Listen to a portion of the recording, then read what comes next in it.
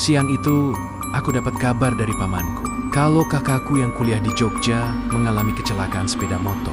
Dan dia dirawat pada sebuah rumah sakit di pelosok kota Jogja. Nama kakakku adalah Rina.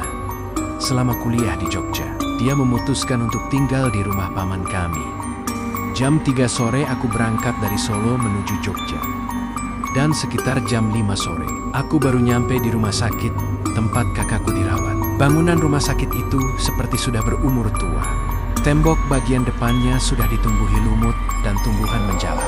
Aku segera memarkirkan sepeda motorku. Aku sempat ngeri melihat bangunan rumah sakit itu. Tapi aku tepiskan ketakutanku itu dengan berdoa dan mikirin keadaan kakakku. Setelah sampai di bangsal tempat kakakku dirawat, aku melihat dia. Kondisinya cukup parah. Kakinya patah dan harus menjalani operasi. Singkat cerita, tak terasa waktu telah menunjukkan pukul 11 malam. Aku memutuskan untuk tidur dan bergegas menuju tikar yang aku gelar di samping bangsal, dekat toilet. Aku langsung merebahkan tubuhku yang lelah karena seharian beraktivitas. Aku langsung terlelap dan bermimpi. Di dalam mimpi itu, aku melihat cahaya putih kecil, namun tiba-tiba berubah membesar dan semakin membesar. Sampai berwujud sesosok pocong. Pocong itu wajahnya sangat mengerikan. Di hidung dan mulutnya tersumpal kapas yang mulai membusuk. Tiba-tiba aku terbangun dengan diliputi rasa takut. Alhasil, aku nggak bisa tidur lagi sampai azan subuh terdengar. Seminggu setelah kakakku dirawat dan dioperasi, akhirnya dokter mengizinkan kakakku pulang. Sore itu aku bersama keluarga paman pulang dari rumah sakit menuju rumahnya. Sementara paman nggak bareng sama kami. Katanya beliau mau ke toko dulu untuk membeli kursi roda buat kakakku.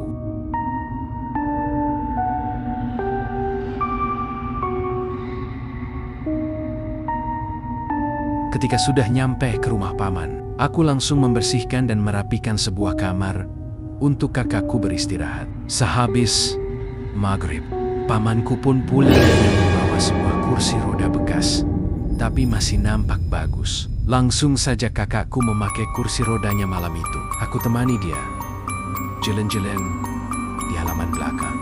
Tak terasa, jam sudah menunjukkan pukul 10 malam. Kami pun bergegas menuju kamar untuk beristirahat. Kursi roda kakakku aku taruh di halaman belakang. Karena di dalam kamar, kakakku terlalu sempit. Aku tidur di bawah, di samping tempat tidur kakakku. Tapi aku tidak bisa tidur malam itu. Udara terasa sangat dingin.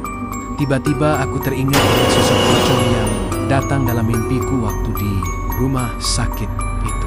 Wajahnya yang mengerikan itu melintas kembali di pikiranku, membuat suasana malam itu menjadi tak bersahabat. Tiba-tiba dari halaman belakang, ku dengar seperti suara orang berdehem. Aku pun semakin takut dan diliputi rasa cemas. Tiba-tiba ada suara lagi, seperti benda yang dibentur-benturkan ke tembok. Doug. Keringat dingin mulai membasahi sekujur tubuhku.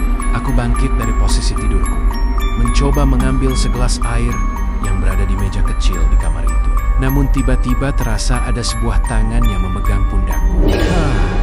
Aku kaget. Perlahan, aku tengok ke belakang. Ternyata itu pamanku. Aku kira pocong. Zi, kamu dengar suara itu? Tanya paman. Aku hanya menganggukkan kepala. Ayo kita lihat Zi, ajak pamanku. Aku mengekor di belakang pamanku dengan langkah mengendap-endap menuju ke halaman belakang rumah. Doug. Suara itu terdengar semakin jelas. Setibanya di pintu penghubung ke halaman belakang, aku dan pamanku segera melihat apa yang sedang terjadi. Aku kaget dan lemas ketakutan saat melihat sesosok pocong dengan kain kafan kumal sedang duduk di kursi roda.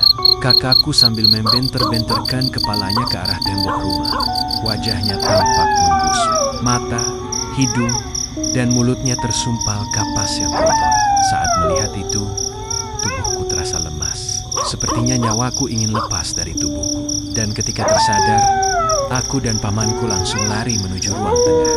Aku berteriak-teriak minta tolong hingga membangunkan seisi rumah. Lalu aku jelasin kepada mereka kalau barusan ada pocong di kursi roda kakakku.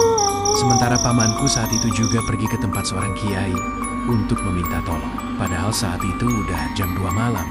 Selang beberapa menit, pamanku kembali datang ke rumah bersama seorang kiai. Kiai itu langsung menuju halaman belakang, tempat kursi roda kakakku disimpan. Aku sekilas melihat, saat kiai itu berdoa, kursi itu bergerak gerak sendiri. Setelah selesai berdoa, Pak Kiai langsung bilang kepada pamanku, katanya kursi roda itu merupakan kursi roda bekas kecelakaan oleh pemiliknya terdahulu. Pemiliknya dulu meninggal karena tertabrak truk saat sedang berada di kursi roda tersebut. Dan kini arwahnya tak mau lepas dengan kursi roda yang selalu menemaninya semasa hidup. Sebaiknya kursi roda itu secepatnya dilebur ke Sungai Bengawan Solo, kata Pak Kiai.